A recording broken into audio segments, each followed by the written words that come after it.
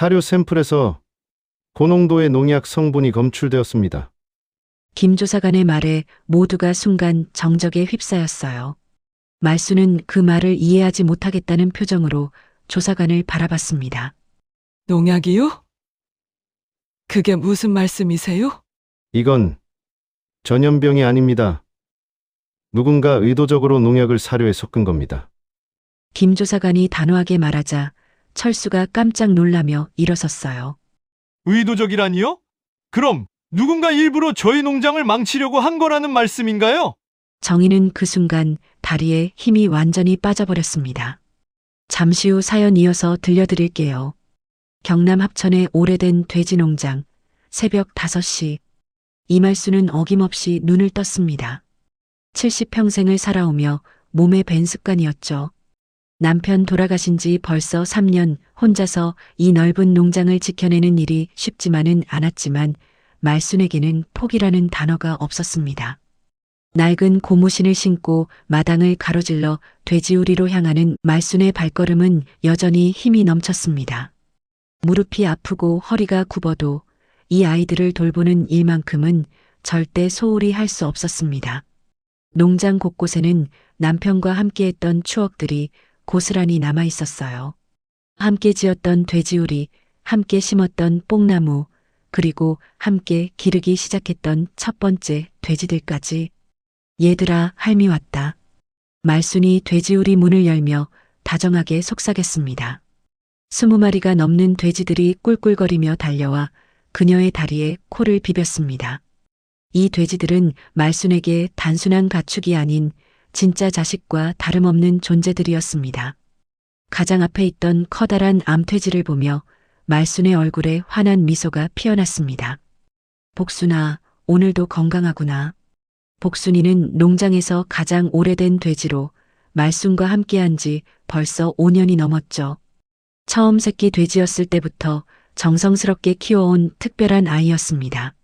내 덕분에 엄마가 이 농장을 지킬 수 있었단다. 말순이 복순이의 등을 쓰다듬으며 중얼거렸어요. 복순이는 마치 말을 알아듣는 것처럼 말순의 손에 머리를 비비며 응답했습니다. 이런 소통이 말순에게는 그 어떤 대화보다 소중했어요. 사료를 나눠주는 말순의 손길은 여느 어머니가 자식에게 밥을 차려주는 것과 다르지 않았습니다.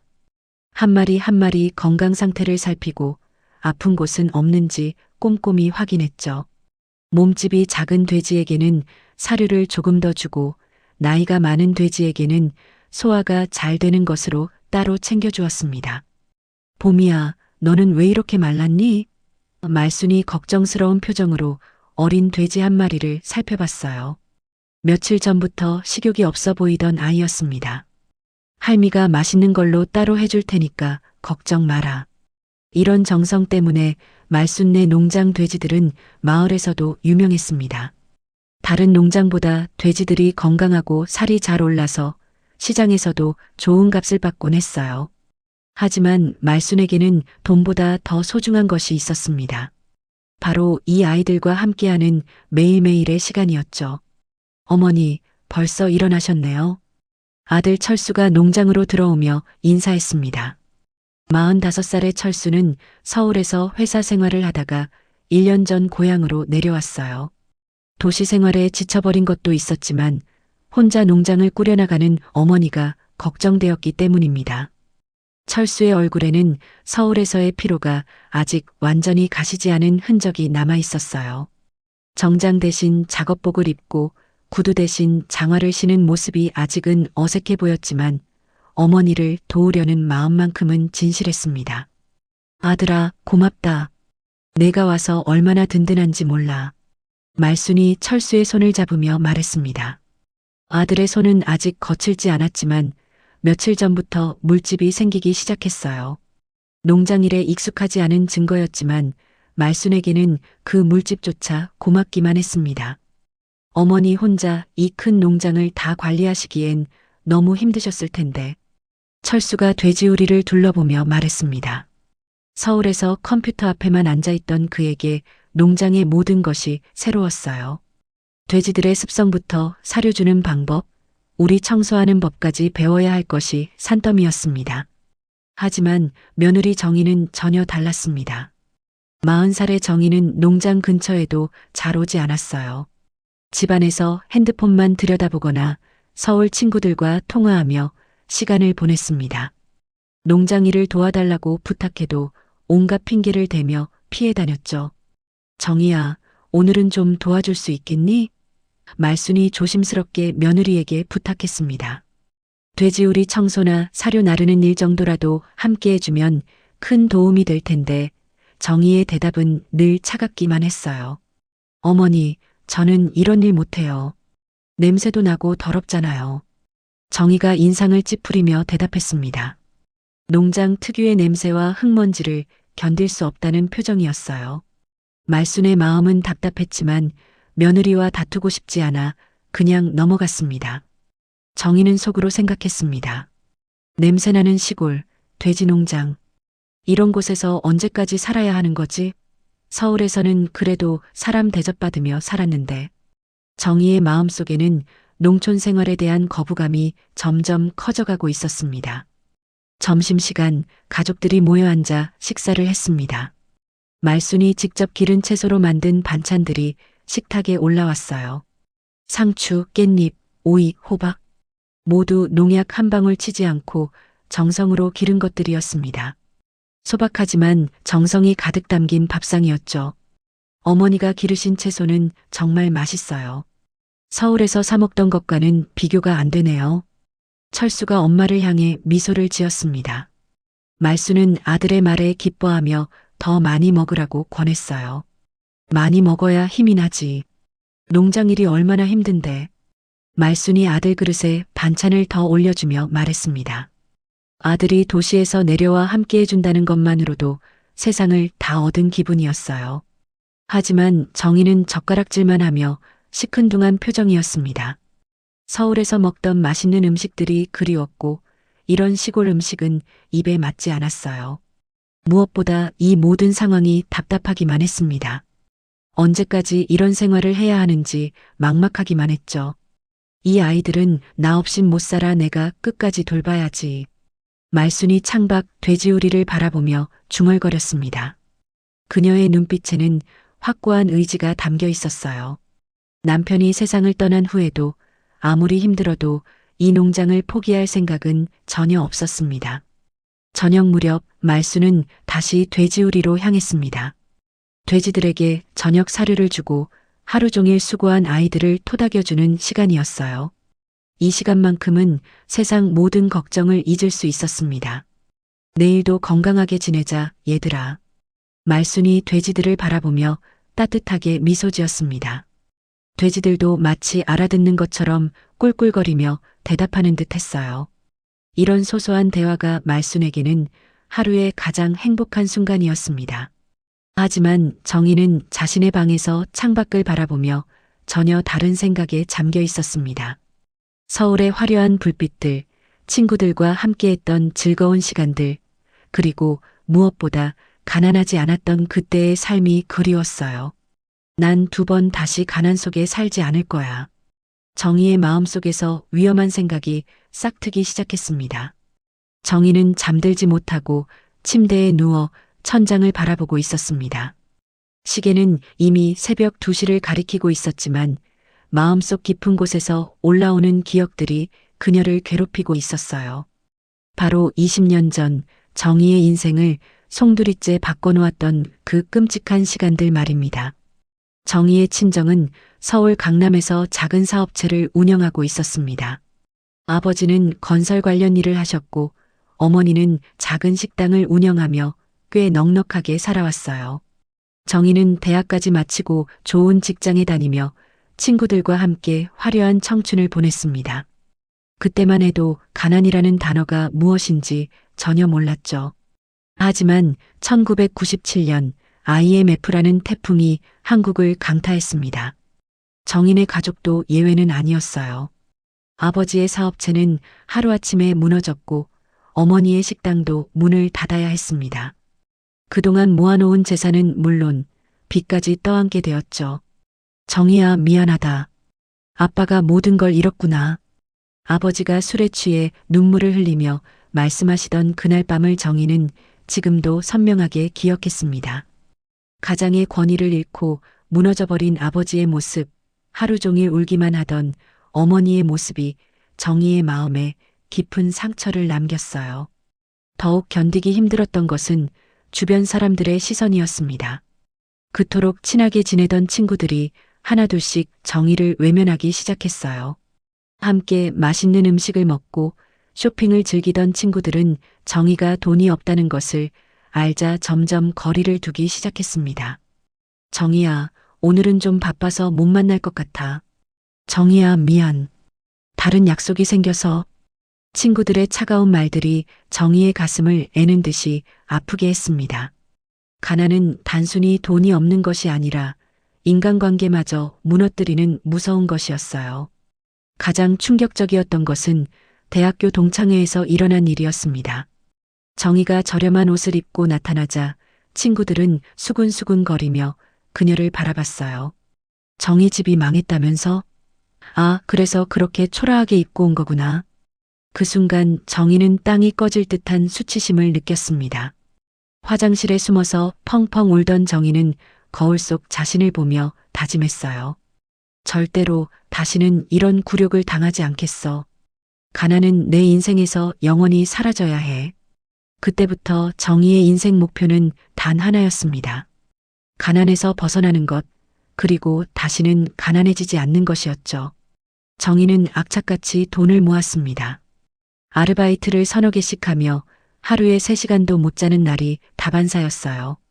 친구들과의 만남도 끊고 연애도 포기한 채 오직 돈을 모으는 데만 집중했습니다. 몇 년 후 어느 정도 안정을 찾았을 때 철수를 만났어요. 철수는 서울에서 안정적인 직장을 다니고 있었고 성실하고 착한 사람이었습니다. 정희에게는 결혼 상대로 나쁘지 않아 보였어요. 무엇보다 철수와 함께라면 다시 가난해질 일은 없을 것 같았습니다. 그렇게 두 사람은 결혼했고 서울에서 평범하지만 안정적인 생활을 시작했어요.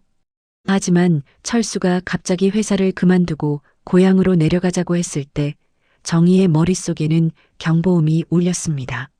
시골로 가서 농사를 지으며 살자고? 그건 다시 가난해지자는 말과 같아. 정희는 극구 반대했지만 철수의 마음은 이미 정해진 후였어요. 정희야, 어머니 혼자 두고 올 수는 없어. 우리가 가서 도와드려야지. 철수의 말은 정희에게 전혀 설득력이 없었습니다. 시어머니를 도와드리는 것도 중요하지만 그것 때문에 자신의 인생이 다시 나락으로 떨어질 수는 없었어요. 결국 정희는 마지못해 합천으로 내려왔습니다. 돼지 농장을 처음 봤을 때의 충격은 이루 말할 수 없었어요. 냄새, 흙먼지, 그리고 무엇보다 가난의 냄새가 진동했습니다. 내가 왜 이런 곳에서 살아야 하지?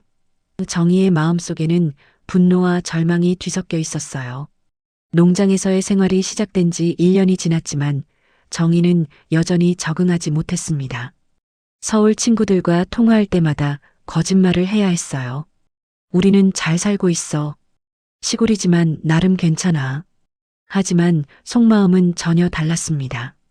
가난은 다시는 내 인생에 발붙이지 못하게 해야 해. 정희는 매일 밤 이 말을 되뇌었습니다. 시어머니의 돼지 농장은 그럭저럭 운영되고 있었지만 큰 수익을 내는 것도 아니었어요. 이런 식으로는 평생 가난에서 벗어날 수 없을 것 같았습니다. 그러던 어느 날 정희는 우연히 인터넷에서 충격적인 기사를 보게 되었습니다. 가축 전염병 발생 농가, 정부 보상금 수억 원 지급. 기사를 읽는 정희의 눈빛이 변하기 시작했어요. 만약 농장에 전염병이 발생한다면 정부에서 막대한 보상금을 준다는 내용이었습니다. 정희는 심장이 뛰는 것을 느꼈습니다. 만약에 우리 농장에도 그런 일이 생긴다면? 위험한 생각이 정희의 머릿속을 스쳐 지나갔어요. 하지만 곧 고개를 저었습니다. 아니야, 그런 생각하면 안 돼. 하지만 그 생각은 쉽게 사라지지 않았습니다. 밤마다 정희는 그 기사를 다시 읽어봤어요. 보상금 규모, 지급 조건, 절차 등을 자세히 살펴봤습니다. 며칠이 지나자 정희는 더욱 구체적인 정보를 찾기 시작했어요. 농장이 전염병으로 무너지면 보상금이 억 단위로 나온다고 하던데 정희는 혼자 중얼거리며 계산기를 두드려 봤습니다. 만약 그 돈을 받을 수 있다면 서울로 돌아가서 새로운 사업을 시작할 수도 있을 것 같았어요. 물론 시어머니에게는 미안한 일이었지만 정희에게는 선택의 여지가 없어 보였습니다. 어차피 나이도 많으신데 농장 일을 언제까지 하실 건가? 이참에 정리하고 편히 지내시는 게 나을 수도 있어. 정희는 자신을 합리화하기 시작했어요. 그렇게 정희의 마음속에서 위험한 계획이 구체적으로 자리 잡기 시작했습니다. 가난에 대한 공포가 그녀를 점점 더 어둠 속으로 밀어넣고 있었어요. IMF의 상처가 아직도 아물지 않은 채 정희는 돌이킬 수 없는 선택을 향해 한 걸음씩 나아가고 있었습니다. 정희는 며칠째 밤잠을 이루지 못했습니다. 머릿속에서는 끊임없이 계산이 돌아가고 있었어요.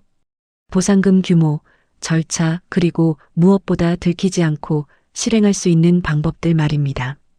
침대에서 뒤척이며 천장을 바라보던 정희는 결국 핸드폰을 집어들었어요. 인터넷 검색창에는 이미 여러 개의 검색 기록이 남아 있었습니다. 가축 전염병 보상금, 돼지폐사 정보 지원, 농장 폐쇄 보상 절차.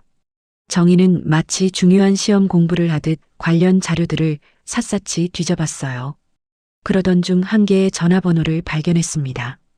다음 날 오후 정희는 남편과 시어머니가 농장 일로 바쁜 틈을 타서 조용히 집을 빠져나왔습니다. 약속 장소는 합천읍 내의 한적한 카페였어요. 보험회사 직원이라고 자신을 소개한 중년 남성이 정희를 기다리고 있었습니다. 안녕하세요. 전화로 말씀드린 김 대리입니다. 남자는 정중하게 인사하며 명함을 건넸어요. 정희는 떨리는 손으로 명함을 받으며 주변을 둘러봤습니다. 다행히 아는 사람은 보이지 않았어요. 저희 농장 상황은 전화로 말씀드린 대로입니다. 시어머니께서 혼자 운영하시는데 나이도 많으셔서 걱정이 되어서요. 정희는 최대한 자연스럽게 말했습니다. 하지만 속마음은 전혀 달랐어요. 이미 결심을 굳혔지만 마지막으로 확인하고 싶은 것들이 있었습니다. 농장 규모로 보면 보상금이 상당할 것 같은데 정확한 금액을 알 수 있을까요? 정희의 질문에 김 대리는 서류를 펼쳐 보였습니다. 복잡한 계산식과 함께 예상 보상금이 적혀 있었어요. 정희의 눈이 번뜩 빛났습니다. 대략 이 정도 규모라면 2억 원 정도는 나올 것 같습니다. 김 대리의 말에 정희는 가슴이 뛰는 것을 느꼈어요. 2억 원이면 서울로 돌아가서 새로운 시작을 할 수 있는 충분한 금액이었습니다. 그동안 꿈꿔왔던 카페나 작은 사업도 시작할 수 있을 것 같았어요. 하지만 전염병이 발생해야 한다는 조건이 있지 않나요? 정희가 조심스럽게 물었습니다. 김 대리는 주변을 살피더니 목소리를 낮췄어요. 그런 일들은 때로는 예상보다 쉽게 일어나기도 합니다. 관리 소홀이라든지 사료 문제라든지. 두 사람 사이에는 묘한 긴장감이 흘렀습니다. 직접적으로 말하지는 않았지만 서로의 의중을 어느 정도 파악한 상태였어요. 정희는 커피잔을 들며 마지막으로 물었습니다. 혹시 그런 일이 생겼을 때 조사 같은 건 어떻게 진행되나요? 보통은 형식적으로 진행됩니다.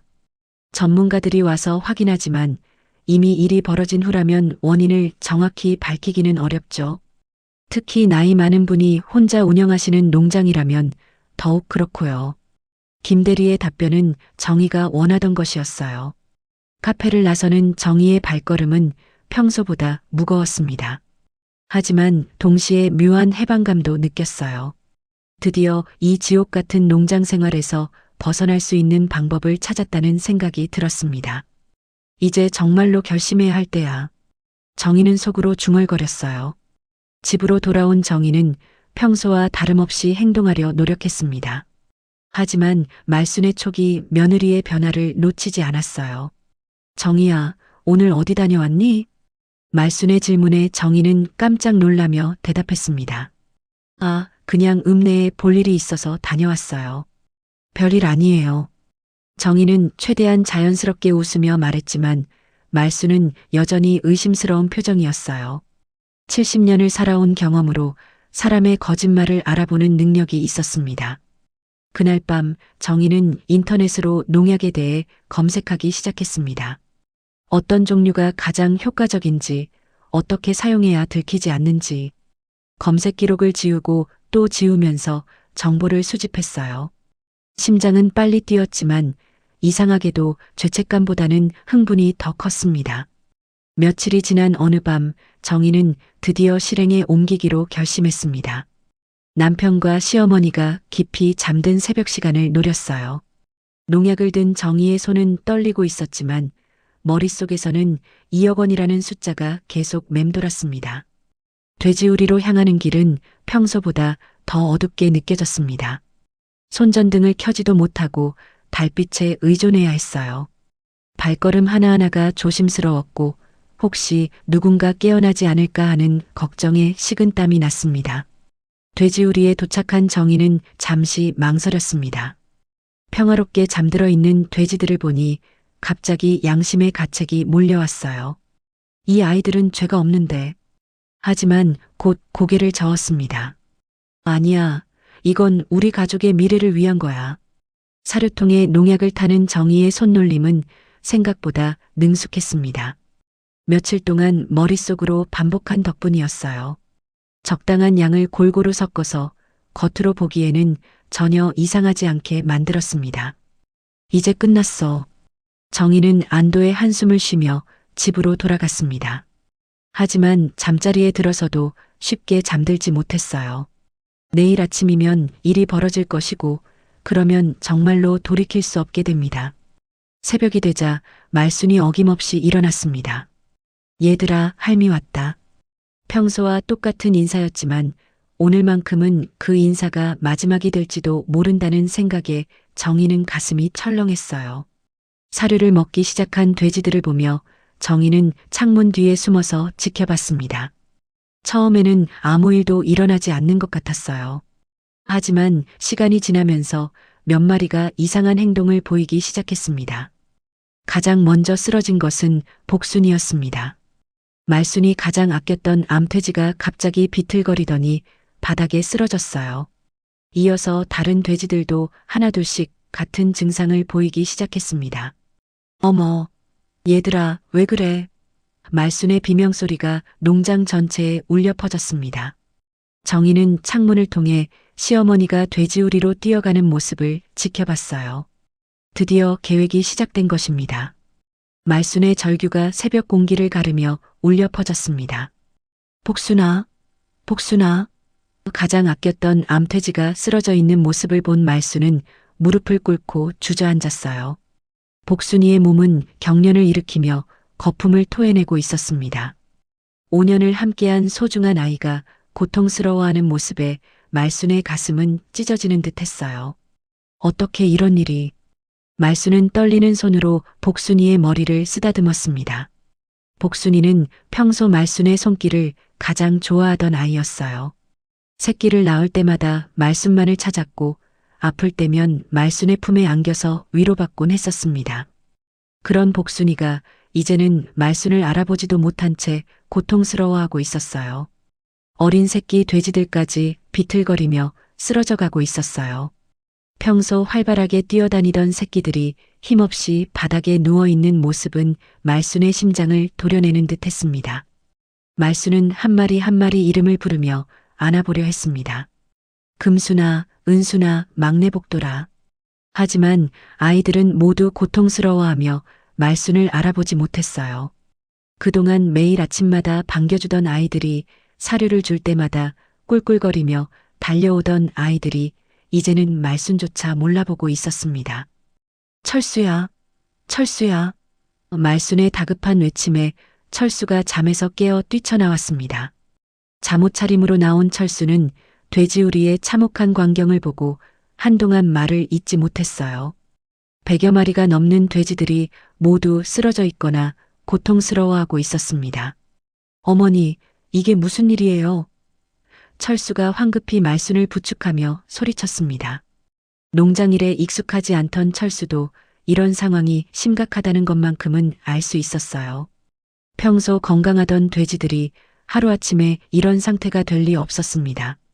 어제까지만 해도 멀쩡했는데 어젯밤에 무슨 일이 있었던 걸까요? 철수가 당황한 목소리로 물었지만 말수는 복순이를 꼭 아는 채 눈물만 흘리고 있었어요. 내 자식 같은 애들이 내가 너희를 못 지켰구나. 말순의 목소리는 절망으로 가득 차 있었습니다. 정희도 급히 나와서 상황을 지켜봤습니다. 하지만 그녀의 마음은 복잡했어요. 계획대로 일이 진행되고 있다는 안도감과 동시에 시어머니의 절망적인 모습을 보니 예상치 못한 죄책감이 밀려왔습니다. 특히 말순이 복순이를 안고 흐느끼는 모습은 정희의 가슴을 찌르는 듯 했어요. 정희야, 어떻게 해야 할까? 철수가 아내에게 도움을 요청했지만 정희는 뭐라고 대답해야 할지 몰랐습니다. 빨리 수의사를 불러야 할 것 같아요. 정희는 겨우 이런 말밖에 할 수 없었습니다. 빨리 수의사를 불러야 해요. 철수가 다급하게 외치며 핸드폰을 꺼냈습니다. 하지만 이미 늦어버린 상황이었어요. 돼지들의 상태는 점점 악화되고 있었고 수십여 마리는 이미 숨을 거둔 상태였습니다. 말수는 죽은 새끼 돼지를 안고 목 놓아 울었어요. 1시간 후 수의사가 급히 도착했습니다. 마을에서 오랫동안 동물들을 돌봐온 박 수의사도 이런 광경은 처음 보는 듯 충격을 받은 표정이었어요. 이건 보통 일이 아닙니다.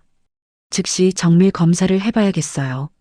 박 수의사는 돼지들의 상태를 하나하나 확인해 봤습니다. 체온, 맥박, 호흡 등을 점검하고 증상을 기록했어요. 증상으로 보아 급성 중독이나 전염병일 가능성이 높습니다. 즉시 방역 당국에 신고해야 합니다. 수의사의 말에 철수는 더욱 당황했어요. 전염병이라니. 정말 그런 건가요? 철수의 떨리는 목소리에 수의사는 고개를 끄덕였습니다. 아직 확실하지는 않지만 이런 집단 폐사는 보통 전염병이나 독성 물질에 의한 것입니다. 안전을 위해 즉시 신고하는 게 맞습니다.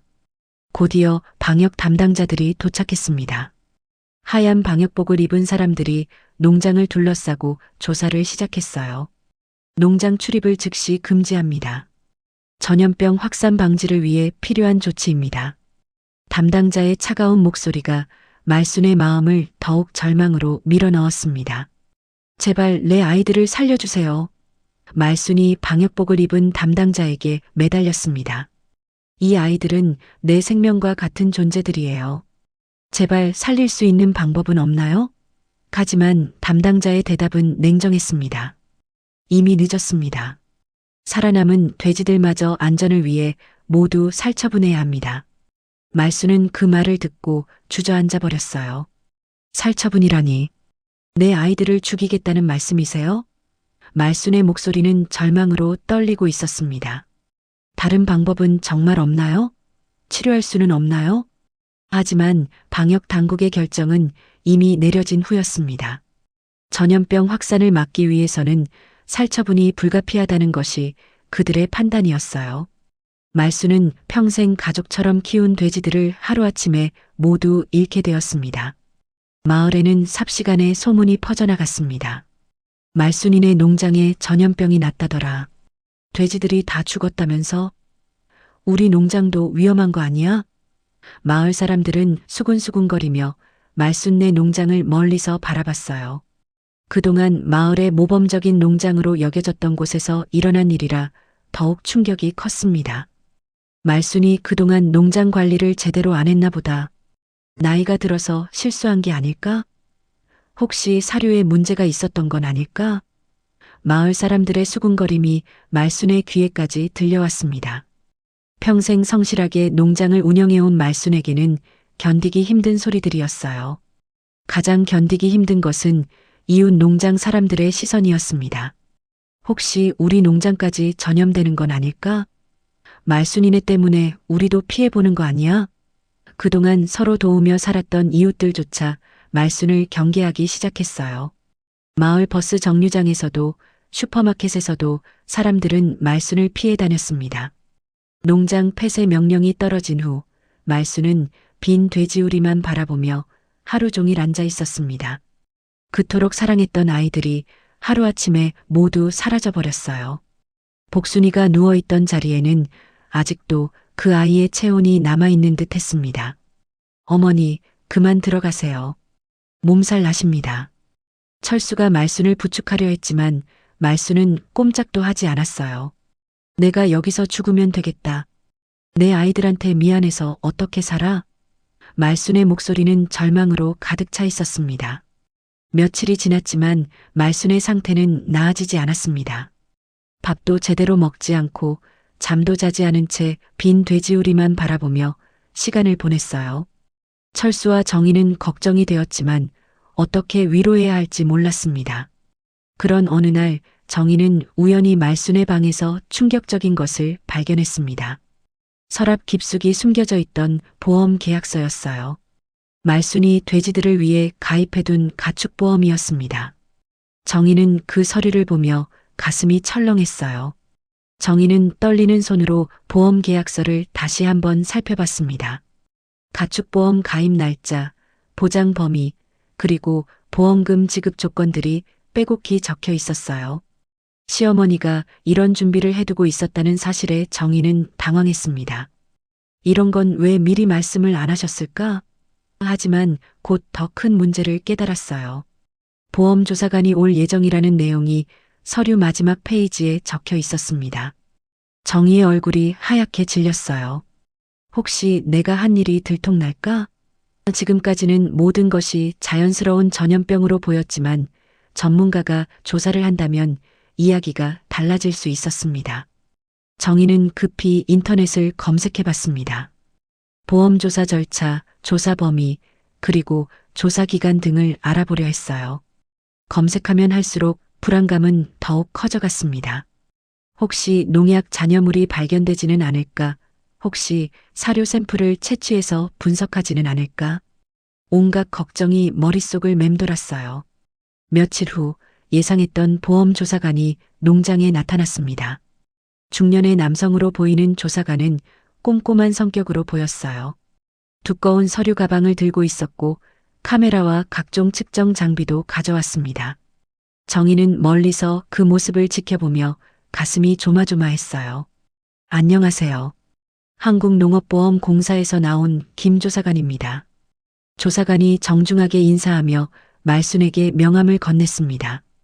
말순은 여전히 기운이 없어 보였지만 보험 처리를 위해서는 조사에 협조해야 한다는 것을 알고 있었어요. 조사는 어떤 식으로 진행되나요? 철수가 대신 질문했습니다. 김 조사관은 친절하게 설명해 주었어요. 먼저 농장 시설을 점검하고 폐사 원인을 파악해야 합니다.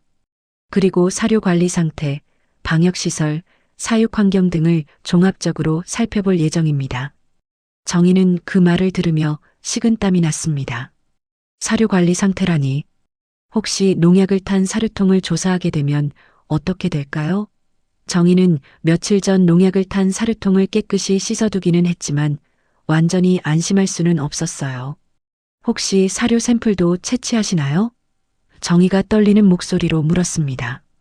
김 조사관은 고개를 끄덕이며 대답했어요. 물론입니다. 폐사 원인이 사료 문제일 가능성도 있으니까요.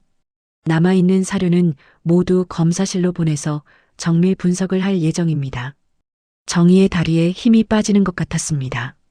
사료 분석을 한다면 농약 성분이 발견될 가능성이 높았어요. 아무리 깨끗이 씻었다고 해도 미량이라도 잔여물이 남아있을 수 있었습니다.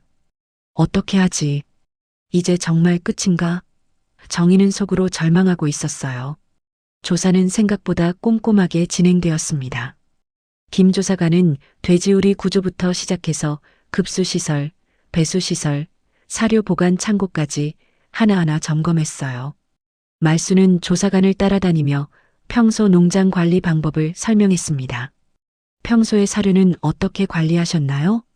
김 조사관이 사료 보관 창고를 살펴보며 질문했습니다. 말수는 자신 있게 대답했어요. 항상 건조한 곳에 보관하고 유통기한도 철저히 관리했습니다. 30년 넘게 농장을 운영하면서 사료 관리만큼은 자신 있었어요. 김 조사관은 고개를 끄덕이며 기록을 했습니다. 그렇다면 사료 자체에 문제가 있었을 가능성은 낮아 보이네요. 혹시 최근에 새로운 사료 업체로 바꾸신 적은 없나요? 말수는 고개를 저으며 대답했어요. 아니요. 10년 넘게 같은 업체 사료만 사용했습니다. 정희는 멀리서 이런 대화를 들으며 더욱 불안해졌습니다. 조사관이 너무 꼼꼼해서 혹시 다른 각도에서 진실을 파악하지 않을까 걱정되었어요. 특히 사료통 주변을 유심히 살펴보는 모습을 보니 가슴이 두근거렸습니다. 혹시 폐사 당일 전후로 평상시와 다른 일이 있었나요? 김 조사관이 중요한 질문을 했습니다. 말수는 잠시 생각해 보더니 대답했어요. 특별한 일은 없었는데 그냥 평소와 같았어요. 저녁에 사료를 주고 다음 날 아침에 갔더니 이미 아이들이 말순의 목소리가 다시 떨리기 시작했습니다. 그날의 충격적인 기억이 되살아나는 듯 했어요. 김 조사관은 말순의 상태를 보고 질문을 잠시 멈췄습니다. 마음 진정하시고 천천히 말씀해 주세요. 하지만 정희에게는 이런 질문들이 더욱 부담스러웠습니다. 혹시 그날 밤 자신이 농장에 나간 것을 누군가 봤을까요? 혹시 이상한 행동을 한 것이 들켰을까요? 온갖 걱정이 머릿속을 가득 채웠어요. 조사가 진행되는 동안 마을 사람들도 하나둘씩 구경을 왔습니다. 보험조사관이 왔다더라. 말순이네 보험금 얼마나 받을까? 사람들의 수군거림이 정희의 귀에 들려왔어요. 평소 같았다면 신경 쓰지 않았겠지만 지금 상황에서는 모든 것이 부담스러웠습니다. 정희 씨도 혹시 그날 밤에 이상한 소리나 냄새 같은 것을 맡으신 적 없나요? 김 조사관이 갑자기 정희에게 질문했습니다. 정희는 깜짝 놀라며 대답했어요. 아니요. 저는 일찍 잠들어서 아무것도 못 들었어요. 그렇군요. 그런데 혹시 최근에 농장 주변에서 수상한 사람을 본 적은 없나요? 간혹 외부인이 농장에 독성 물질을 뿌리는 경우도 있거든요. 김 조사관의 말에 정희는 더욱 당황했습니다. 설마 외부 범행 가능성까지 의심하고 있는 건가요? 외부인이요? 그런 사람은 못 봤는데. 정희가 겨우 대답했습니다. 하지만 목소리가 떨리는 것을 감출 수 없었어요. 김 조사관은 정희의 표정을 유심히 살펴보는 듯 했습니다. 조사가 끝날 무렵 김 조사관은 사료 샘플을 채취했습니다. 남아있는 사료를 여러 봉지에 나누어 담고 각각 라벨을 붙였어요. 이 샘플들을 검사실로 보내서 정밀 분석을 하겠습니다. 결과는 일주일 정도 후에 나올 예정입니다. 정희는 그 말을 들으며 절망감에 빠졌습니다. 일주일 후면 모든 것이 밝혀질 것 같았어요. 농약 성분이 검출되면 그때는 정말로 돌이킬 수 없게 됩니다. 어떻게 하지? 정말 어떻게 해야 할까? 정희는 머릿속이 복잡해졌어요. 김 조사관이 떠난 후 농장에는 다시 적막이 찾아왔습니다. 말수는 여전히 빈 돼지우리 앞에 앉아 있었고 철수는 어머니를 돌보느라 바빴어요. 하지만 정희만은 전혀 다른 생각에 잠겨 있었습니다. 정희야, 괜찮아? 철수가 아내의 이상한 모습을 눈치채고 물었습니다. 정희는 겨우 웃음을 지으며 대답했어요. 괜찮아요. 그냥 조사받는 게 좀 긴장되었을 뿐이에요. 하지만 속마음은 전혀 괜찮지 않았습니다. 그날 밤 정희는 잠들지 못하고 뒤척였습니다. 일주일 후 검사 결과가 나오면 어떻게 될까요? 혹시 경찰서에 끌려가게 되는 건 아닐까요? 온갖 최악의 시나리오가 머릿속을 스쳐 지나갔어요. 정희의 악몽 같은 나날들이 시작되고 있었습니다. 일주일이라는 시간은 정희에게 마치 1년처럼 느껴졌습니다. 매일 밤 악몽에 시달리며 잠을 제대로 이루지 못했어요. 꿈속에서는 경찰들이 수갑을 채우러 오거나 시어머니가 진실을 알고 절망하는 모습이 계속 나타났습니다. 아침에 일어날 때마다 식은땀으로 온몸이 젖어 있었어요. 정희야, 요즘 왜 이렇게 힘들어 보여? 철수가 걱정스러운 표정으로 물었습니다. 정희의 얼굴은 날이 갈수록 야위어 가고 있었어요. 식욕도 없고 말수도 현저히 줄어들었습니다. 그냥 어머니 일 때문에 마음이 무거워서 그래요. 정희는 겨우 이런 핑계를 댔지만 진짜 이유는 전혀 달랐습니다. 말순의 상태도 여전히 좋지 않았습니다. 보험 조사가 끝났지만 결과가 나올 때까지는 보험금 지급도 불투명한 상황이었어요. 무엇보다 사랑하는 돼지들을 잃은 상실감이 너무 컸습니다. 내 평생의 보람이었는데 말순은 하루에도 몇 번씩 이런 말을 되뇌었어요. 어머니, 조금만 더 기다려봐요. 보험금 나오면 새로 시작하실 수 있어요. 철수가 어머니를 위로했지만 말순은 고개를 저었습니다. 돈이 문제가 아니란다. 내 아이들이 그립고 왜 이런 일이 생겼는지 모르겠어서 괴로워. 정희는 그런 시어머니를 보며 가슴이 찢어지는 듯 했습니다. 자신의 욕심 때문에 이런 고통을 안겨드렸다는 죄책감이 점점 커져갔어요. 하지만 이제 와서 진실을 말할 수도 없는 상황이었습니다. 말하는 순간 모든 것이 끝나버릴 테니까요. 그러던 중 마을에 또 다른 소문이 돌기 시작했습니다. 말순이네만 전염병이 생긴 게 좀 이상하지 않나? 다른 농장은 멀쩡한데 왜 거기만? 이런 수군거림들이 말순의 귀에도 들어왔어요. 평생 성실하게 살아온 말순에게는 견디기 힘든 일이었습니다. 사람들이 뭐라고 하든 신경 쓰지 마세요.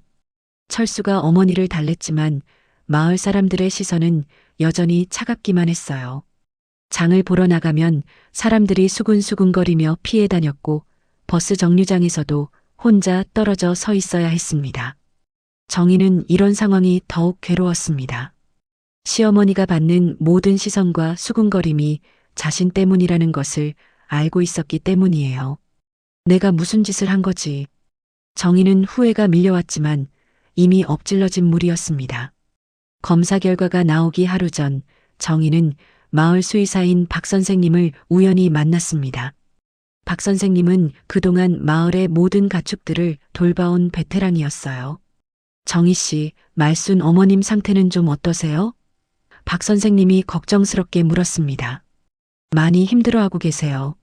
워낙 돼지들을 아끼셨는데. 정희가 대답하자 박 선생님이 고개를 끄덕였어요. 그럴 만도 하지. 그런데 말이야, 이번 일이 좀 이상해서 계속 생각해 봤는데 정희의 심장이 빨리 뛰기 시작했습니다. 이상하다는 게 무슨 말씀이세요? 박 선생님은 주변을 살피더니 목소리를 낮췄어요. 전염병치고는 증상이 너무 급작스러웠어. 보통은 며칠에 걸쳐서 서서히 나타나는데 하루아침에 모든 돼지가 똑같은 증상을 보인다는 건 그럼 전염병이 아니라는 말씀이세요? 정희의 목소리가 떨렸습니다. 박 선생님은 심각한 표정으로 대답했어요. 아직 확실하지는 않지만 중독일 가능성이 높다고 생각해. 누군가 독성 물질을 농장에. 박 선생님의 말이 채 끝나기도 전에 정희는 급히 자리를 떴습니다. 죄송해요. 급한 일이 있어서요. 하지만 박 선생님의 의심스러운 시선을 피할 수는 없었어요. 정희의 당황한 모습이 오히려 더 의심을 불러일으켰습니다. 집으로 돌아온 정희는 방에 틀어박혀 나오지 않았습니다. 박 선생님의 말이 계속 머릿속을 맴돌았어요. 중독일 가능성이 높다고 생각해. 만약 박 선생님이 보험조사관에게 이런 의견을 전달한다면 어떻게 될까요?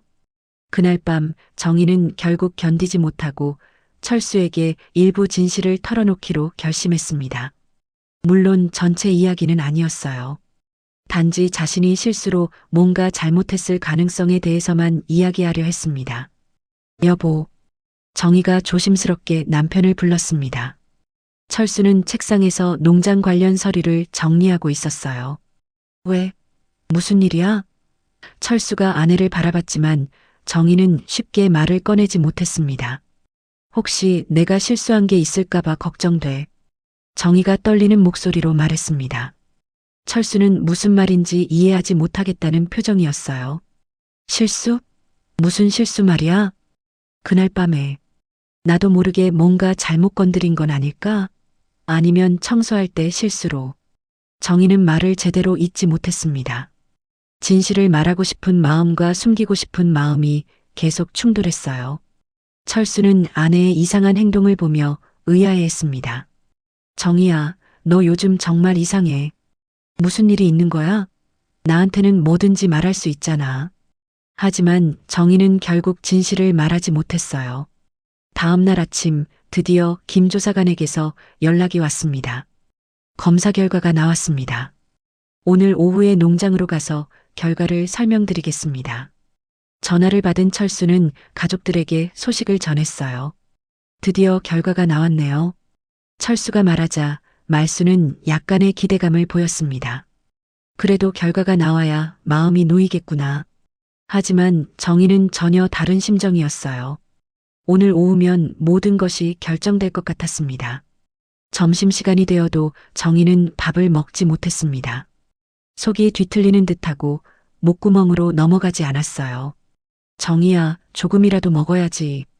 철수가 걱정했지만 정희는 고개를 저었습니다. 어서 조사관님이 오셨으면 좋겠어요. 기다리는 게 제일 힘들어요. 정희가 말했지만 실제로는 정반대의 심정이었습니다. 시간이 멈추기를, 조사관이 오지 않기를 간절히 바라고 있었어요. 오후 2시 김 조사관이 농장에 도착했습니다. 평소와 다름없는 표정이었지만 서류 가방을 더 무겁게 들고 있는 것 같았어요. 안녕하세요. 검사 결과를 가지고 왔습니다. 김 조사관의 첫마디에 모든 사람들의 시선이 집중되었습니다. 정희는 멀리 떨어진 곳에서 상황을 지켜보고 있었습니다. 가슴이 터질 듯 빨리 뛰고 있었고 다리에 힘이 들어가지 않았어요. 이제 정말 모든 게 끝나는구나. 정희는 절망적인 마음으로 조사관의 입을 바라봤습니다. 김 조사관이 서류 가방을 열며 두꺼운 검사 보고서를 꺼냈습니다. 검사 결과부터 말씀드리겠습니다. 그의 목소리는 평상시와 다름없이 차분했지만 그 말 한마디 한마디가 정희에게는 심판처럼 들렸어요. 정희는 멀리서 지켜보며 온몸이 굳어가는 것을 느꼈습니다. 사료 샘플에서 고농도의 농약 성분이 검출되었습니다. 김 조사관의 말에 농장 전체가 순간 정적에 휩싸였어요. 말수는 그 말을 이해하지 못하겠다는 표정으로 조사관을 바라봤습니다. 농약이요? 그게 무슨 말씀이세요? 이건 전염병이 아닙니다. 누군가 의도적으로 농약을 사료에 섞은 겁니다. 김 조사관이 단호하게 말하자 철수가 깜짝 놀라며 일어섰어요. 의도적이라니요? 그럼 누군가 일부러 저희 농장을 망치려고 한 거라는 말씀인가요? 정희는 그 순간 다리에 힘이 완전히 빠져버렸습니다. 벽에 기대지 않으면 쓰러질 것 같았어요. 드디어 진실이 밝혀진 것입니다. 이제 끝났구나. 정희는 절망적인 마음으로 자신의 운명을 받아들이려 했습니다. 하지만 이상한 점이 있습니다. 김 조사관이 계속해서 말했어요. 농약이 검출된 사료통과 검출되지 않은 사료통이 따로 있었습니다. 만약 외부 침입자의 소행이었다면 모든 사료통에 농약을 뿌렸을 텐데 말순이 떨리는 목소리로 물었습니다. 그럼 어떤 사료통에서 나온 거예요? 김 조사관이 보고서를 뒤적이며 대답했어요. 돼지우리 가장 안쪽에 있던 사료통입니다. 외부에서 접근하기 어려운 위치죠. 철수는 혼란스러워했습니다. 그럼 대체 누가 그런 짓을 한 거예요? 우리 농장에 원한을 가진 사람이라도 있다는 건가요? 하지만 말수는 고개를 저었어요. 그런 사람은 없어. 우리가 누구한테 미움살 일을 한 적도 없고. 김 조사관은 심각한 표정으로 말했습니다. 이 사건은 단순한 보험 사기가 아닙니다. 명백한 범죄 행위입니다. 경찰에 신고해야 할 것 같습니다. 그 말을 들은 순간 정희는 더 이상 버틸 수 없었어요. 잠깐만요. 정희가 갑자기 큰 소리로 외쳤습니다. 모든 사람들의 시선이 그녀에게 집중되었어요. 정희는 떨리는 다리로 천천히 다가왔습니다. 제가 할 말이 있어요. 철수가 아내를 의아하게 바라봤습니다. 정희야, 갑자기 왜 그래? 하지만 정희는 이미 결심을 굳혔어요. 더 이상 거짓말로 버틸 수는 없었습니다. 무엇보다 시어머니와 남편이 무고하게 의심받는 상황을 견딜 수 없었어요. 저예요. 제가 한 일이에요. 정희의 고백에 농장에 있던 모든 사람들이 충격에 빠졌습니다. 말수는 며느리를 믿을 수 없다는 표정으로 바라봤고 철수는 아예 말을 잇지 못했어요. 김조사관만이 침착하게 정희를 바라보고 있었습니다. 정희야, 무슨 소리야? 농담하는 거지? 철수가 다급하게 아내의 팔을 잡았습니다. 하지만 정희는 고개를 저으며 눈물을 흘리기 시작했어요. 농담이 아니에요. 정말 제가 한 일이에요. 그날 밤에 사료에 농약을. 안 돼. 말순이 비명을 지르며 정희를 바라봤습니다. 내가? 정말 네가 내 아이들을? 왜? 대체 왜 그런 짓을? 말순의 목소리는 분노와 절망으로 떨리고 있었어요. 정희는 무릎을 꿇고 시어머니 앞에 앉았습니다. 죄송해요, 어머니.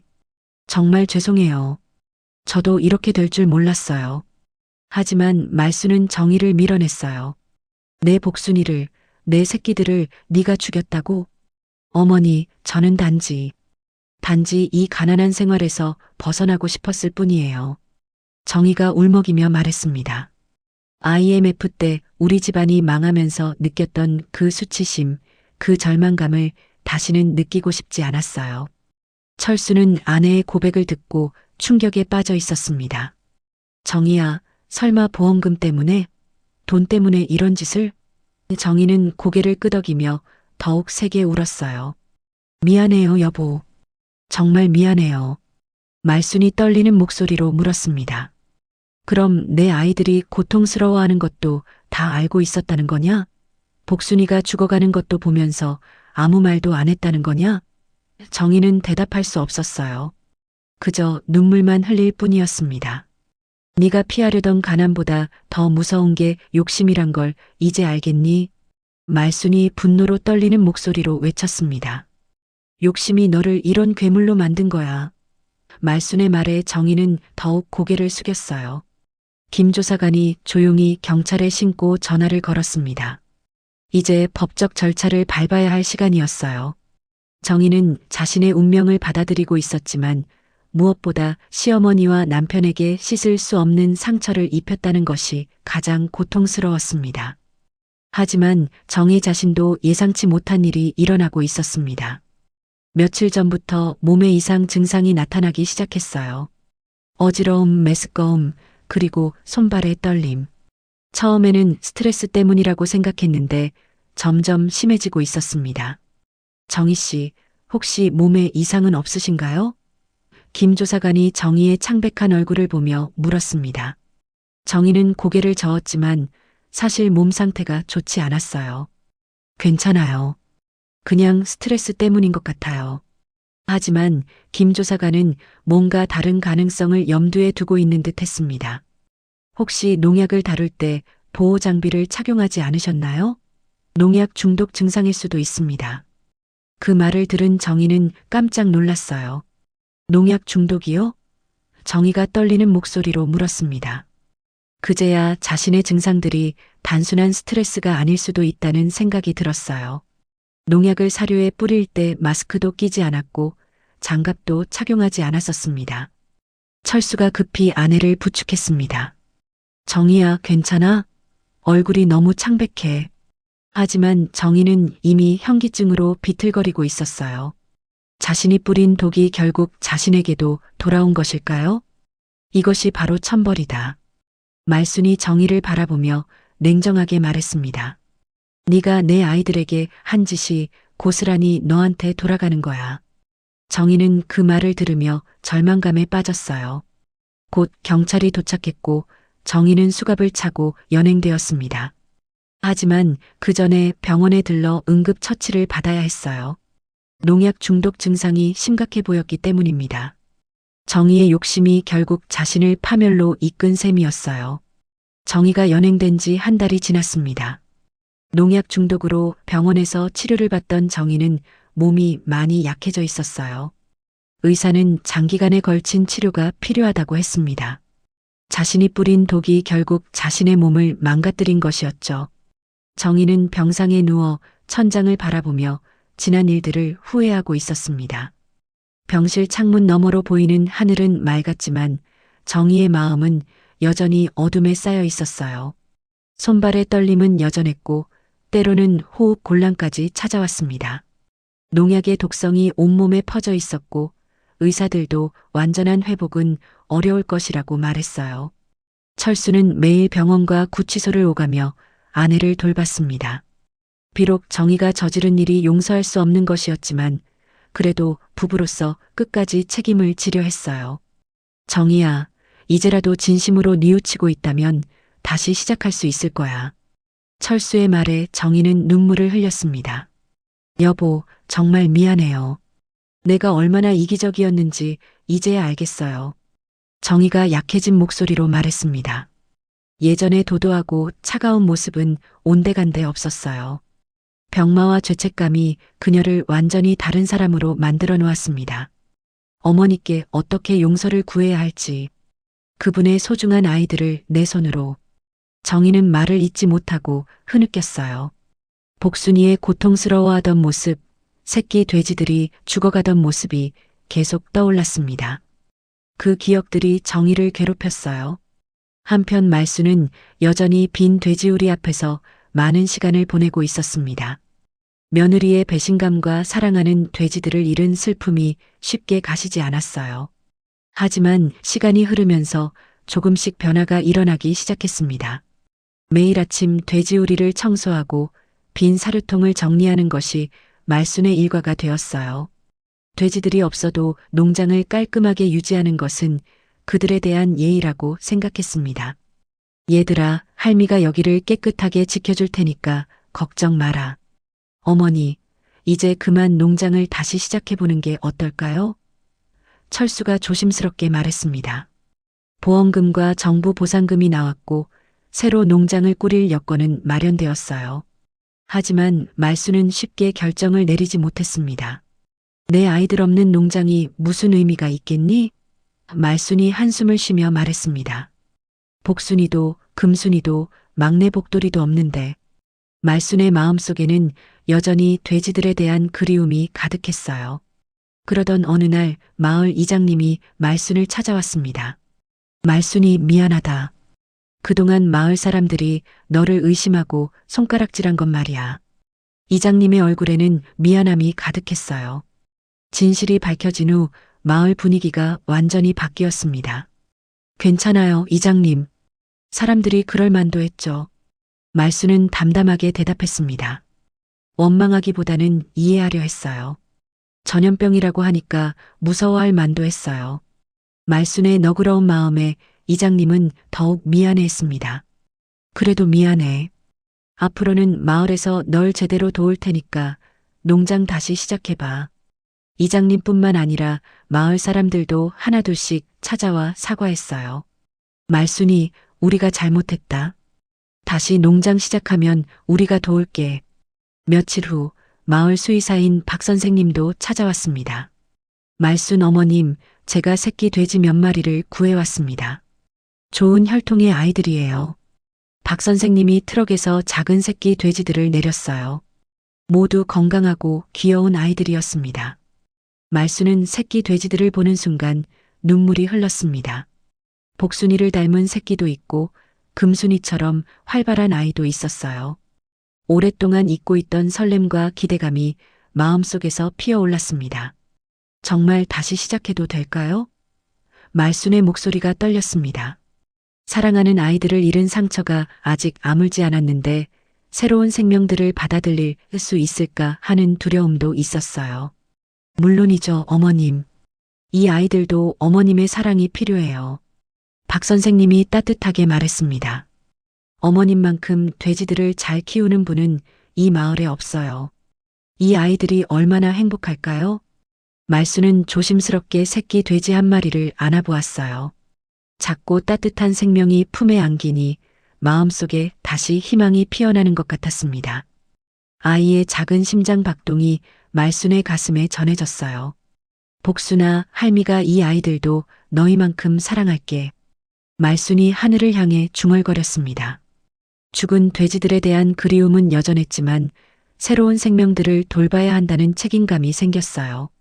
새끼 돼지들이 농장에 온 첫날 밤, 말순은 돼지우리에서 하룻밤을 지새웠습니다. 새로운 환경에 적응하지 못해 울고 있는 새끼들을 달래주고 싶었어요.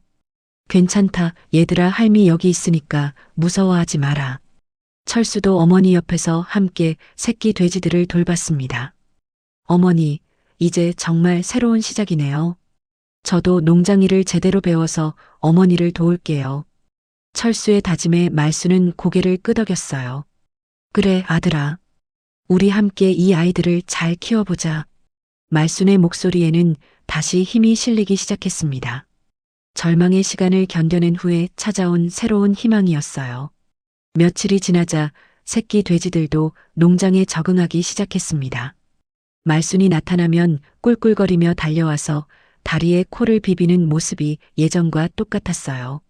말순은 그런 아이들을 보며 조금씩 웃음을 되찾아갔습니다. 이 아이는 새복순이라고 부를까?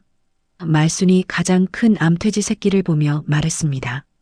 그리고 이 아이는 새금순이, 저 꼬마는 새복돌이로 하자. 새로운 이름을 지어주며 말순은 다시 한번 농장의 진정한 주인이 되었어요.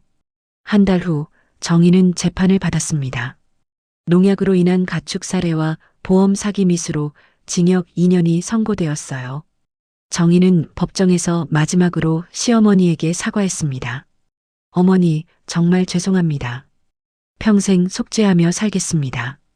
말수는 정희를 바라보며 복잡한 심경이었습니다. 분노와 실망도 있었지만 동시에 연민의 감정도 느꼈어요. 가난이 무서워서 그런 짓을 했다지만 결국 욕심이 너를 망친 거다. 이제라도 진심으로 뉘우치거라. 정희는 교도소에서 치료를 받으며 지내게 되었습니다. 농약 중독으로 인한 후유증이 심해서 건강을 회복하는데 오랜 시간이 걸릴 예정이었어요. 자신의 욕심이 불러온 결과를 온몸으로 치르고 있는 것이었습니다. 계절이 바뀌어 가을이 되었습니다. 말순의 농장에는 다시 생기가 돌기 시작했어요. 새끼 돼지들이 무럭무럭 자라나고 있었고 마을 사람들도 하나둘씩 농장을 찾아와 응원의 말을 건넸습니다. 말순이네 농장 돼지들이 다시 건강하게 자라고 있다더라. 역시 말순이는 돼지 키우는 솜씨가 최고야. 이제는 의심의 시선이 아닌 응원의 목소리들이 들려왔어요. 마을 전체가 말순을 응원하고 있었습니다. 어느 저녁 말순은 새복순이를 쓰다듬으며 혼잣말을 했습니다. 복순아, 너희들 덕분에 할미가 다시 살아갈 힘을 얻었단다. 욕심은 결국 망하고 진실은 끝내 살아남는다는 걸 이번 일로 확실히 알았어. 새복순이는 마치 말을 알아듣는 것처럼 말순의 손에 머리를 비비며 꿀꿀거렸습니다. 그 모습을 보며 말순은 따뜻한 미소를 지었어요. 힘들고 아픈 시간이었지만 결국 진실이 승리했고 새로운 희망이 시작된 것입니다. 농장에 저녁 노을이 물들고 새끼 돼지들의 평화로운 울음소리가 들려왔습니다. 말순은 이 순간이 진짜 행복이라는 것을 느꼈어요. 돈이나 욕심이 아닌 진실한 사랑과 성실한 삶이 가져다주는 진정한 보람을 다시 한번 깨달았습니다. 여러분의 하루가 따뜻한 위로로 가득하길 바랍니다.